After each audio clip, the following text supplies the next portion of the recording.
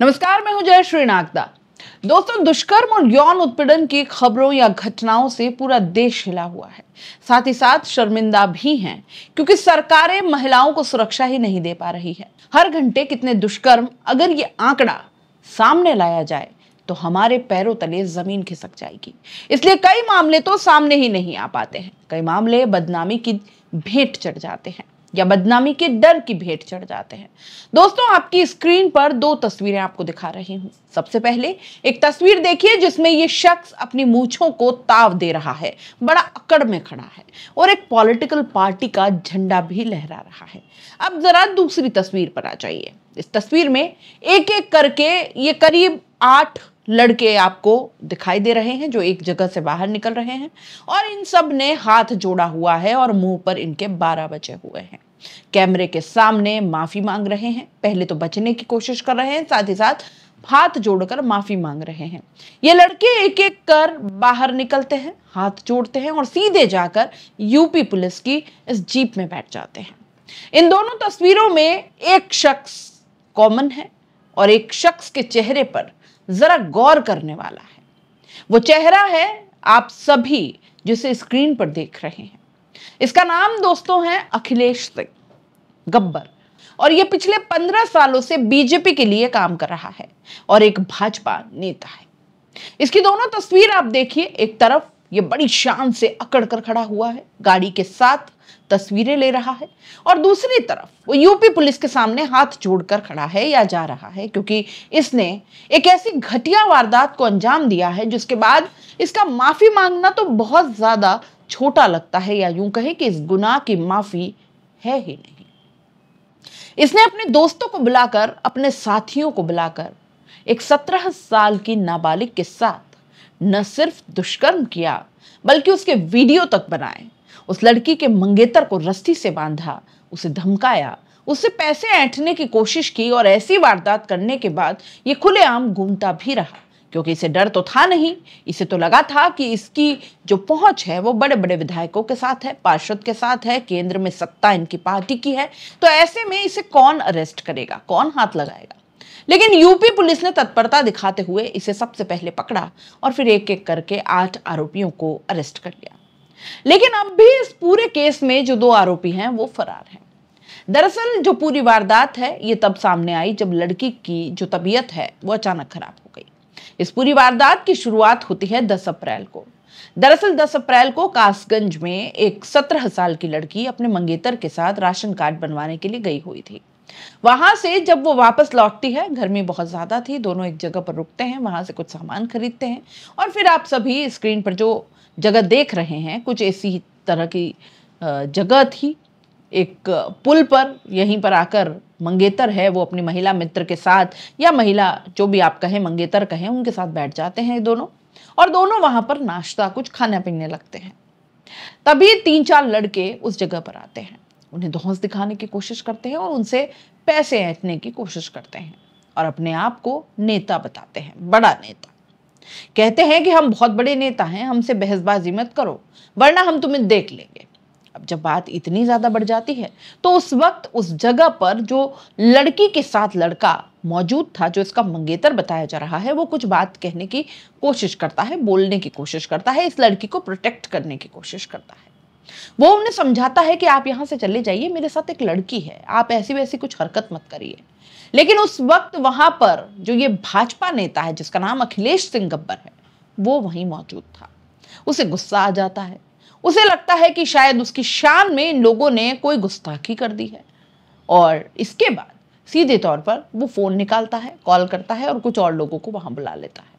इसके बाद वहां पर टोटल 10 लोग, यानी कि कुल 10 लोग वहां पर इकट्ठा हो जाते हैं और फौरन उस पुल से इन दोनों को घसीट कर, यानी जो लड़का और लड़की वहां मौजूद थे, इन दोनों को घसीट कर नीचे झाड़ियों में ले जाते हैं।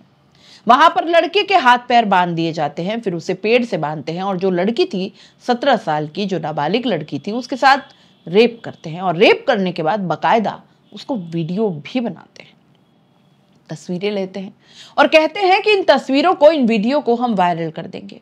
अब इतने से भी जब इन लोगों का मन नहीं भरा, ये उस लड़की से सोने की चेन, उसके सोने के टॉप्स लेते हैं, इसके अलावा पैसे और ज्यादा मांगने की कोशिश करते हैं। अब ऐसे में जो वो लड़का वहां पर बंधा हुआ होता है। जो पीड़ित है बार बार कहता है कि उसके पास पैसे नहीं हैं, तो ये जो आरोपी हैं वो उससे पेटीएम तक करवाते हैं।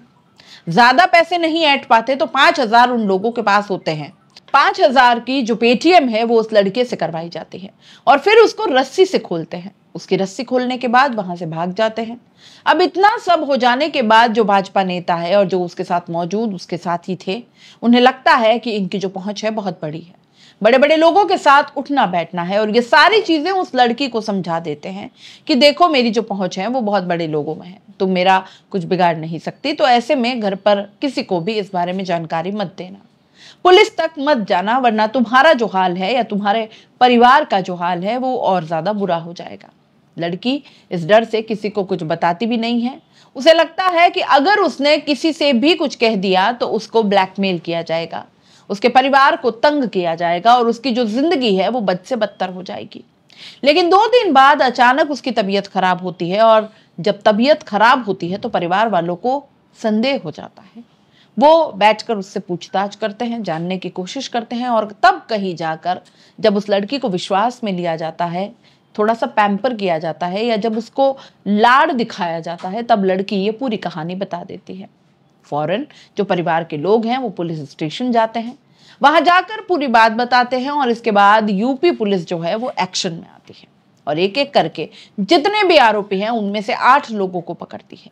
2 अभी भी फरार हैं, और जो मैंने आपको तस्वीर पहले दिखाई, आपने देखी कि एक एक करके किस तरीके से आरोपी वो निकल रहे हैं। वो भले ही अपनी शान दिखा रहे थे, पहले अपना जो उनका दबदबा था वो दिखाने की कोशिश कर रहे थे। लड़का लड़की जिनको उन्होंने मारा पीटा, जिनके साथ रेप किया, उन्होंने बहुत ज्यादा टॉर्चर कर दिया, लेकिन जैसे ही यूपी पुलिस इन्हें अरेस्ट करती है, इन्हें मेडिकल के लिए ले जाती है, और ऐसे में जब इस आरोपी को पता चलता है कि आने वाले वक्त में अब ये बहुत बुरी तरीके से फंस जाएगा, इसकी जो साख है, जो ये सोच के चल रहा था कि ये बहुत बड़ा नेता है, ये बच जाएगा, लेकिन यूपी पुलिस जब इसे पकड़ती है तो अच्छे से खातिरदारी भी करती है, और ऐसे में मेडिकल के लिए ले जाया जाता है। और जब ये लोग बाहर निकल रहे होते हैं तब ये लंगड़ा लंगड़ा कर चलते हैं, और क्योंकि यूपी पुलिस ने इनकी खातिरदारी बहुत अच्छे से की है ऐसा लगता है। इनको डंडे पड़े, इनकी वजह से ये लंगड़ा कर चल रहे हैं, और इन्हें अपनी गलती का एहसास भी होता है। इन्हें समझ में आता है कि इन्होंने एक लड़की की जिंदगी खराब कर दी है। इसके साथ ही उन लोगों ने रेप किया और उनके वीडियो तक बनाए, उनको मेंटली टॉर्चर किया, फिजिकली तो किया ही, साथ साथ मानसिक तरीके से भी उन्हें प्रताड़ित किया, और इसके लिए ये लोग यूपी पुलिस के सामने हाथ जोड़ते हैं। वहां पर जो भी मीडिया के कैमरे मौजूद हैं उनके सामने हाथ जोड़ते हुए जाते हैं, माफी मांगते हुए बाहर निकलते हैं।